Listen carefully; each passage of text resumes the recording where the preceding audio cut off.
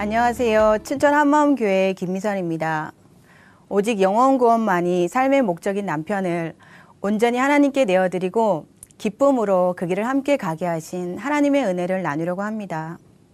우리 목사님께서는 전신자 사역을 목표로 모든 교인이 복음을 전하고 제자를 양육하는 사람으로 키우시는데 가장 중요하게 여기시는 것이 간증 기록이에요.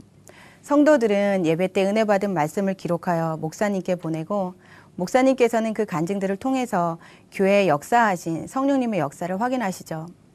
목사님께서는 설교 중에 가끔 이런 말씀을 하세요. 자매들, 남편 잘 만나야지. 간증은 기록하지 않고 매일 신문만 보고 TV만 보는 남편 만나보라고. 어떻게 같이 살겠어요? 속 터집니다. 속 터져. 그럴 때마다 저는 말로는 표현하지 못했지만 마음속으로 이렇게 중얼거렸었어요. 목사님, 매일 퇴근하면 성경책만 들여다보고 간증만 쓰는 남편하고 살아보세요. 그것도 속 터집니다. 속 터져요. 그런 남편하고 사는 자매들의 고충을 모르시고 하시는 말씀이세요. 제 남편이 어떤 삶을 사는 사람인지 짐작이 가실 텐데요. 남편은 대학 3학년 때부터 목사님을 만나 제자 양육을 받아왔어요. 남편은 결혼 후 18년간 계속 작은 교회 일꾼을 하고 있고 주일학교에서 말씀을 전하고 있고 또 주일마다 새로 등록하신 분들과의 말씀 교제를 맡고 있어요. 남편은 예배 중 받은 말씀은 하늘이 두 쪽이 나도 기어코 기록하여 목사님께 보냅니다. 간증은 본인을 위한 것이 아니고 교회 공동체를 위한 것이라며 절대로 성령님께서 주신 말씀을 무시하여 그냥 흘려보낼 수 없다고 하죠. 어떻게 들으면 이런 남편을 둔 것 자체가 하나님의 은혜이고 당연히 하나님께 내어드려야지 하겠지만 저는 이런 남편 때문에 시험에 드는 일이 무지하게 많았어요. 남편은 늘 교회에 바빠서 아이 양육이나 집안일을 할 시간이 없었기 때문이에요. 제가 남편을 만난 곳은 첫 발령지인 작은 산골학교예요. 남편은 저를 1년간 지켜보았어요. 저는 불신자였기 때문에 저 여선생이 복음을 받고 예수님을 믿을 수 있을지, 나와 결혼해도 될 자매인지 예수님 얘기로 1년간 저를 계속 찔러댔어요. 그런데 저는 어려서부터 불교 집안에서 자랐고 예수님은 우상화된 허상이라고 생각했기 때문에 전혀 씨가 먹히지 않았죠. 그렇지만 저를 좋아하는 남편의 진심을 알게 되어 남편의 사랑 때문에 신앙생활을 시작하게 되었어요. 결혼 후 곧바로 임신이 되었어요. 임신 막달에는 여름방학이었는데 남편은 방학 내내 성경책만 붙들고 있었어요.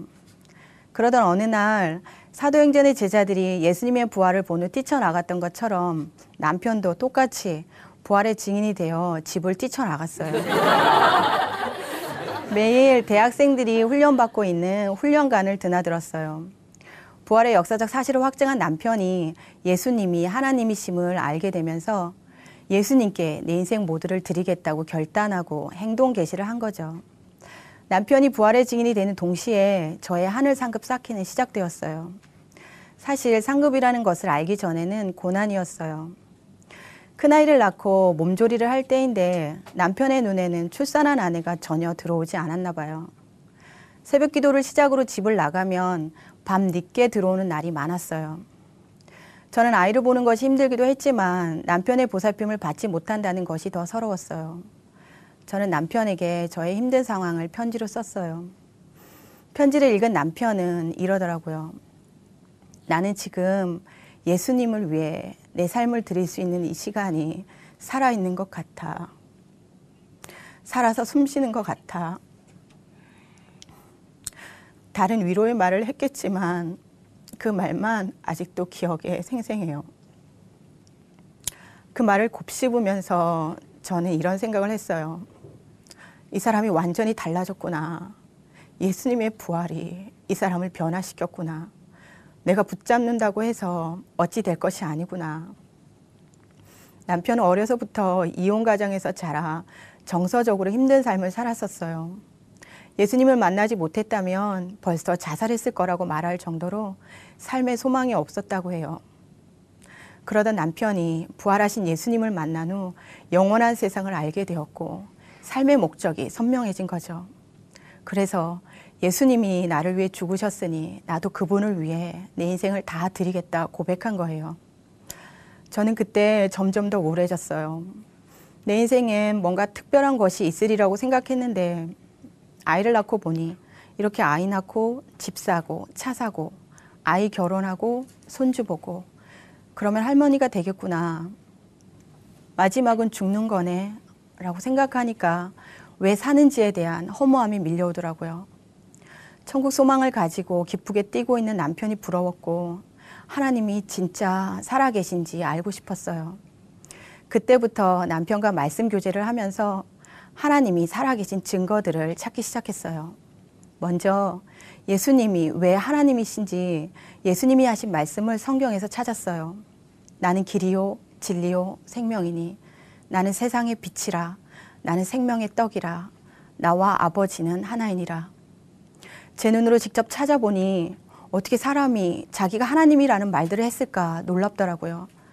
예수님은 자신이 하나님이라고 하는데 그 말들을 어떻게 믿을 수 있는지 사복음서에서 부활에 대한 내용들을 샅샅이 뒤졌어요. 그러면서 예수님이 한 말들이 거짓이라면 하나님이 다시 살리지 않았을 텐데 만약 다시 살아났다면 예수님이 한 말들이 모두 사실이라는 건데 라고 생각했어요. 남편은 역사적인 근거로 도서관에서 이스라엘 역사서를 뒤져서 예수님 당시의 기록들을 복사해다 주었어요. 그 역사서에는 성경에 있는 내용 그대로 적혀 있었어요. 저는 목숨을 버리며 부활을 증거한 제자들의 삶에서 제자들이 믿어졌고 그때 부활은 역사적으로 사실이다 라고 마음에 큰 확신이 생겼어요. 동시에 예수님이 하신 모든 말씀이 사실이구나. 예수님이 하나님이시구나가 된 거죠. 성경 말씀만이 진리인 것을 알게 되니 내가 옳다고 생각했던 상식, 가치관, 내 생각, 내 감정이 모두 헛것이라는 것을 알게 되었어요. 성경 말씀이 제 삶 전체를 뒤엎는 사건이 벌어진 거죠. 천국이 있다는 것이 확실해지니 남편이 영혼을 위해 사는 삶도 이해가 되었어요. 제가 부활하신 예수님을 믿게 된 간증을 했을 때 가장 기뻐한 사람은 아마도 남편이었을 거예요. 그 이후 둘째를 낳고 연년생인 셋째를 낳게 되었어요. 셋째를 낳은 후 친정에서 한 달간 몸조리를 하고 집에 왔을 때에는 여름 수련의 기간이었어요. 그날도 남편은 지체들과 말씀 교제를 하느라 밤 늦게까지 들어오지 않았어요. 5살 된 큰아이를 먼저 재운 후 16개월 된 둘째는 없고 막내는 유모차에 태워 잠을 재우느라 거실을 왔다 갔다 하고 있었는데 취침등만 켜놓은 컴컴한 거실에서 남편도 없이 저 혼자 그러고 있으려니 서글퍼졌어요. 지금 남편은 기쁨 충만으로 복음을 전하고 있을 텐데 나는 뭐 하고 있는 건가 생각하니 눈물이 저절로 흐르더라고요. 그런데 번뜩 이런 생각이 드는 거예요. 하나님의 위로였죠. 내가 아이를 봐달라고 남편을 호출한다면 지금 남편에게 복음을 듣고 있는 사람은 나 때문에 복음을 듣지 못하게 되는 거잖아. 내가 아이를 보는 것이 남편이 복음을 전할 수 있도록 하는 거네. 그렇다면 내가 하는 일이 복음을 전하는 것과 같이 중요한 하나님의 일이잖아. 아이를 보는 것도 하나님의 상급을 받겠구나. 이런 생각이 드니 힘들었던 마음이 거짓말처럼 눈 녹듯이 사라져 버렸어요. 그 몇 분 순간 힘들어서 흘렸던 눈물이 감사의 눈물로 바뀐 거예요. 저는 그 이후 아이를 키우는 것이 제가 감당해야 할 하나님의 사명이라는 생각으로 아이를 키웠어요. 경제적인 이유로 휴직을 할 수 없었기 때문에 저는 새 아이를 키우면서 직장에도 다녔어요. 그나마 시부모님들께서 아이들을 키워주시고 집안일을 해주셔서 가능한 일이었죠. 밤에는 아이들 모두 저와 떨어지지 않으려 해서 5명이 함께 한 방에서 잤는데 밤사이 새 아이들은 번갈아 가며 깨는 거예요. 그때 제 소원이 뭐였냐면 한번 잠들면 아침까지 깨지 않고 푹 자보는 거였어요. 남편도 잠이 모자라는 것은 마찬가지였어요. 남편은 학교 일도 주님의 일이라고 생각해서 대충 하는 일 없이 성실하게 했고 퇴근 후에는 전도나 지체들 양육으로 늘 바빴었죠. 어느 해 남편은 대학생 2명을 만나 1년간 말씀으로 양육했었는데 새벽 기도 갈 때 아예 출근 준비까지 하고 나가요. 새벽 기도 후에 교회에서 지체들과 함께 아침을 먹고 학교로 출근했다가 퇴근하면 곧바로 캠퍼스로 직행. 그리고 청년들과 저녁밥을 먹고 함께 지내다가 집에 들어왔어요. 제가 남편에게 그렇게 날마다 가야 하는지 꼭 그렇게까지 해야 하는지 투덜거렸더니 남편은 양육은 말씀만 먹이는 것이 아니라 생활을 함께 하면서 시간을 같이 보내는 거야 하더라고요. 그래서 제가 이렇게 말했었어요. 아니, 대학생들과는 시간을 함께 보내고 양육하면서 그럼 우리 아이들은 뭐야? 우리 아이들은 왜 방목하는 거야? 우리 아이들부터 양육해야지. 제가 이렇게 말할 정도로 우리 아이들은 아빠와 함께하는 시간이 많지 않았어요. 그런데 신기하게도 아이들은 아빠는 바빠서 그러시잖아요. 그래도 우리 아빠같이 좋은 아빠는 없어요 하며 잘 이해해요. 큰아이 중학교 때는 담임선생님께서 상담 중에 아이가 자기소개서에 가장 존경하는 사람을 아빠라고 썼어요 하시길래 조금 놀랍기도 했어요. 남편이 집안일은 잘 못하지만 잘하는 것이 있어요. 그건 애정 표현이에요. 사랑해라는 말을 하루에도 몇 번씩 하는데 학교에서 업무상 제가 모르는 것이 있어서 메신저로 그 공문 봤어? 그거 어떻게 처리해야 하는 거야? 하고 물으면 엉뚱한 대답이 모니터에 떠요. 사랑해. 보고 싶어. 저는 남편에게 사랑한다는 말보다는 우리와 함께 시간을 보내주길 바랬었어요. 사람은 마음에 가득한 것이 행동으로 나온다는데 당신은 말로만 사랑한다고 하고 나를 위해 해주는 것이라고는 하나도 없어 하면 남편은 당신을 위해 기도하잖아 해요. 그럼 저는 예수님도 천국에서 이 땅에 직접 몸을 입고 오셨어. 천국에서 사랑해 하고 기도만 하지 않으셨다고. 젖는다도 이 땅에 직접 몸을 입고 오셔서 사랑을 확증시켜 주셨는데 당신은 이런 궤변을 늘어놓기도 했어요. 하지만 제가 남편의 진심을 모르는 것은 아니었어요. 남편이 저와 우리 아이들을 사랑하는 마음 중심을 알고 있었기 때문에 남편을 전적으로 신뢰하고 도와줄 수 있었어요. 결혼 생활 몇 년이 지난 어느 날 남편이 이런 말을 하더라고요. 당신이 빨래를 널어달라고 해서 세탁기에서 빨래를 꺼내는데 집안일하고 아이들 키우느라 정말 힘들었겠구나. 이런 생각이 들었어. 내가 왜 당신 힘든 걸 몰랐을까? 나는 당신이 참 귀하고 지금까지 이렇게 나를 이해해주고 따라와준 것에 대해 존경스럽기까지 해. 몇 년 전 겨울방학에 있었던 일이에요. 남편은 방학을 하자마자 인근 지역 캠프에 참여하고 있는 아이들에게 복음을 전하기 위해 일주일간 그곳을 왔다 갔다 했어요. 그리고 곧바로 외국 지부에서 3명의 지체가 수련회에 참석하기 위해 교회를 방문한 거예요. 남편은 그분들의 신앙훈련을 담당하게 되었어요. 아침에 눈 뜨자마자 외국 지체들이 있는 숙소로 갔다가 하루 종일 외국 지부와 지내고 자정이 넘어서야 집에 들어오는 거예요.